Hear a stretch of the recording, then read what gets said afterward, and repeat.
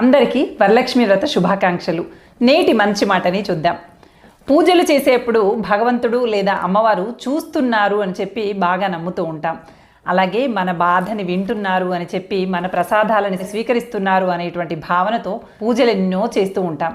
అయితే పూజలు చేసేప్పుడు ఏ విధంగా అయితే భగవంతుడు చూస్తున్నాడు అనేటువంటి భావనతో ఉంటామో, అదేవిధంగా తప్పులు చేస్తున్నప్పుడు కూడా భగవంతుడు చూస్తున్నాడు అనేటువంటి భావన కనుక ఉందనుకోండి, అసలు తప్పులు చెయ్యాలని అనిపించదు. ఇతరులకు హాని చేయాలనిపించిన క్షణం, ఇతరుల మనసుని బాధ పెట్టాలనిపించినటువంటి క్షణం, తప్పు చెయ్యాలి అనేటువంటి తలంపు వచ్చినటువంటి తక్షణమే భగవంతుడు ఉన్నాడు, చూస్తున్నాడు అని ఎవరైతే గట్టిగా విశ్వసించి ఆ పని చేయకుండా ఆపేస్తారో అలాంటి వాళ్ళంటే భగవంతుడికి చాలా ఇష్టమట. కేవలం పూజలలో మాత్రమే తనని ఆరాధిస్తూ, అప్పుడు మాత్రమే భగవంతుడు తనని చూస్తున్నాడు అని చెప్పి నమ్ముతూ, మిగతా సమయాలలో తమ మనసుకు నచ్చినటువంటి పనులు చేసుకుంటూ వెళ్ళిపోతే అలాంటి వాళ్ళకి భగవత్ ఆశీర్వాదం పెద్ద